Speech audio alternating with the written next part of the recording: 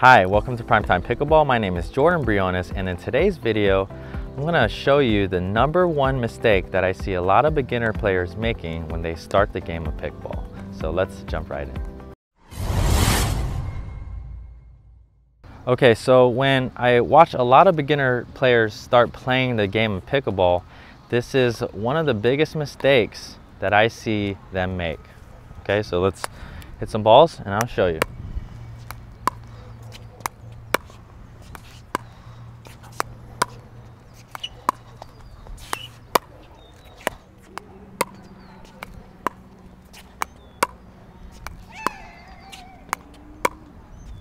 All right, so as you can see, when I'm dinking like this, I'm getting the ball over and they're landing into the kitchen of my opponent.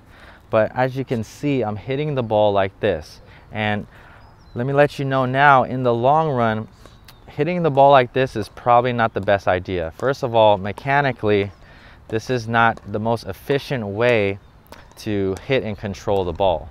And if you find yourself popping the ball up a lot, and if you find yourself also not having a lot of control, especially when you progress deeper into the court, if you're hitting the ball like this with a straight arm and a straight paddle like this with the paddle head facing the ground, you're going to want to adjust this. So instead of doing this, as you can see, this is like a 180-degree angle. The paddle face is facing the floor.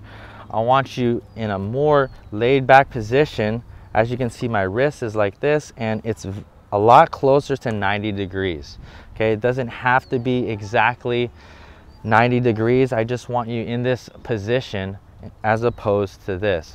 In this position, you're gonna have a lot more control, and as you learn more advanced shots, this is a good foundation, a basic, correct mechanical foundation for you to hit good serves, good ground strokes, and good third shots from the baseline. Okay, but if you don't have this foundation of this laid back wrist, then you're not going to be able to do all those other shots very efficiently.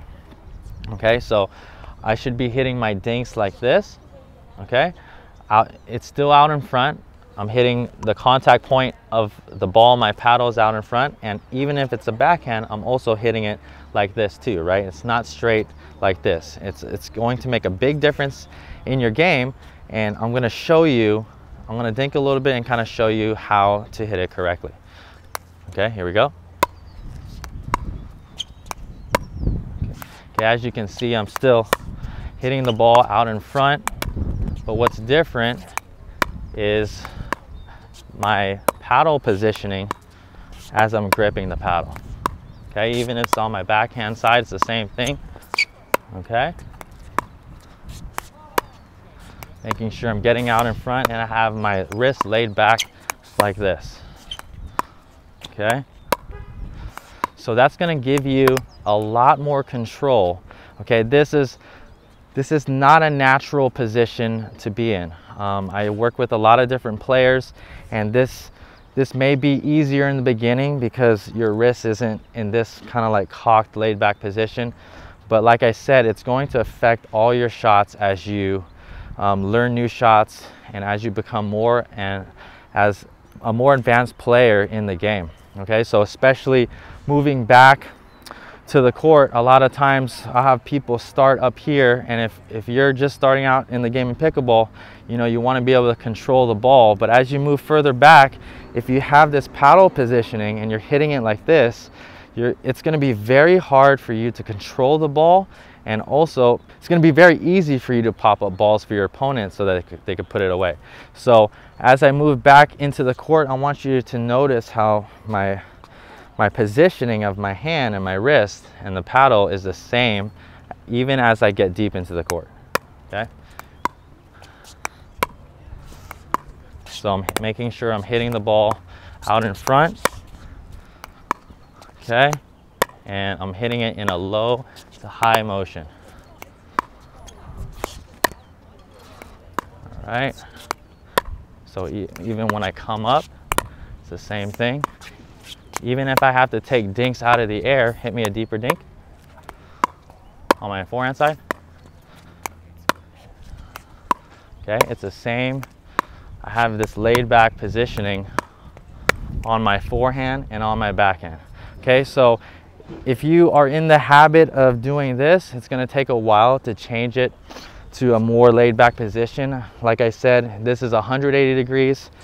This is a lot closer to 90. And if you watch the top players, they have a little, there's variance in how they hold their paddle, but it's definitely in a laid back position on their forehands and their backhands. It's just way easier to control.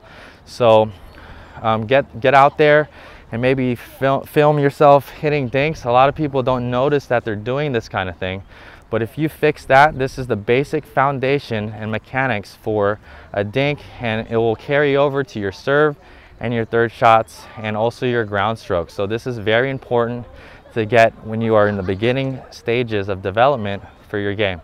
Thanks for watching this video, and we'll love to see you in the next one.